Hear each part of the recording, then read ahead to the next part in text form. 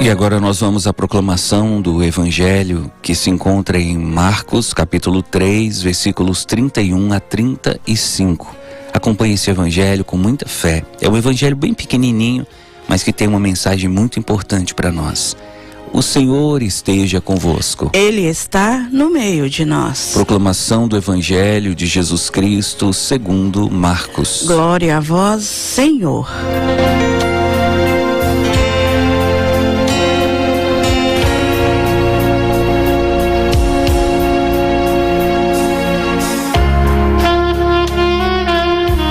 Naquele tempo, chegaram a mãe de Jesus e seus irmãos. Eles ficaram do lado de fora e mandaram chamá-lo. Havia uma multidão sentada ao redor dele. Então lhe disseram: tua mãe e teus irmãos estão lá fora, à tua procura. Ele respondeu: quem é minha mãe? E quem são meus irmãos? E olhando para os que estavam sentados ao seu redor, disse: aqui estão minha mãe e meus irmãos. Quem faz a vontade de Deus, esse é meu irmão, minha irmã e minha mãe. Palavra da salvação. Glória a vós, Senhor. Queridos irmãos, queridas irmãs, esse texto abre para nós a oportunidade de conversarmos sobre tantos assuntos que, se nós fôssemos falar de cada um deles, ficaríamos aqui o dia inteiro conversando. Poderíamos conversar, por exemplo, sobre a interpretação que muitos evangélicos fazem de que Jesus nesse momento desprezou, descartou a mãe dele, de que Jesus tinha irmãos e que, portanto, Maria não era virgem e que, portanto, Jesus não era o filho único de Maria. Poderíamos usar esse texto para falar sobre a maneira dura como Jesus respondeu a esse comentário de que a mãe dele, os irmãos dele estavam lá fora procurando ele. Mas eu quero falar para você sobre esse texto com base naquilo que já falávamos durante a oração da manhã, os reflexos da família sobre a nossa vida. E dizer para você que durante a oração da manhã vinha muito na minha mente a história do padre Antônio Vieira, que já tive a oportunidade de dizer para você que é um dos padres assim que eu mais admiro do ponto de vista de homilia. As homilias do padre Antônio Vieira são verdadeiras obras-primas não só da literatura, mas também e até mesmo da história eclesiástica. O padre Antônio Vieira vinha de uma família muito difícil, sabe?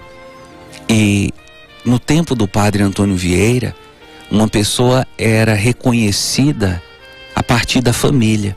Até hoje, se a gente for observar em muitas cidades pequenas, quando chega uma pessoa de fora, o pessoal mais antigo pergunta: você é filho de quem? Quem é seu pai? Quem é sua mãe?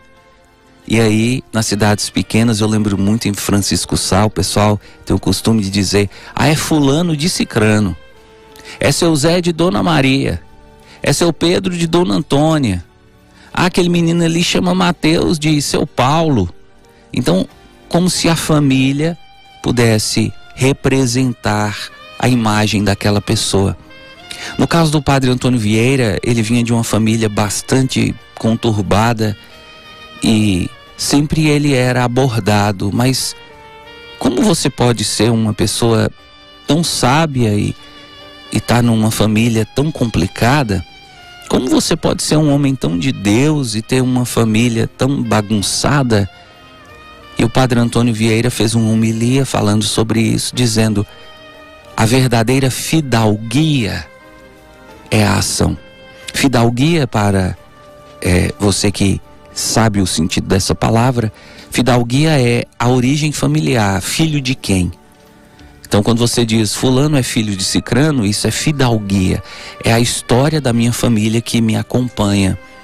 E o padre Antônio Vieira, muito cansado até de ter que ficar se justificando: pessoal, os erros da minha família não são meus. Se eu tenho um irmão que não quis seguir o caminho de Deus, eu não tenho culpa disso.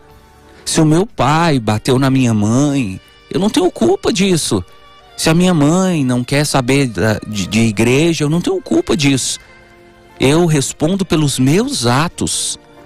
E aí ele criou essa frase que entrou para a história: a verdadeira fidalguia é a ação.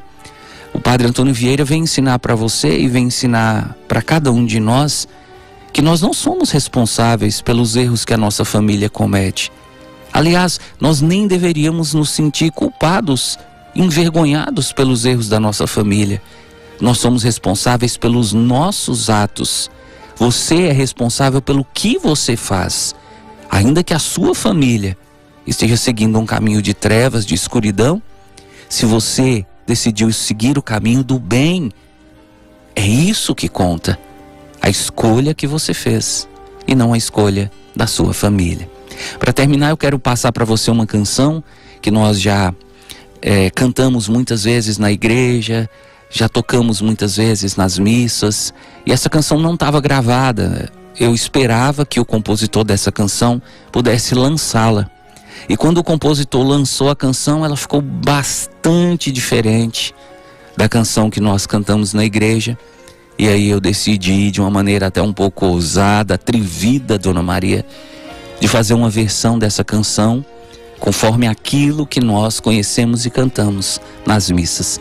Você que já esteve em alguma celebração onde essa canção foi cantada, você vai poder se lembrar dela e cantar novamente. Louvado seja nosso Senhor Jesus Cristo. Para sempre seja louvado.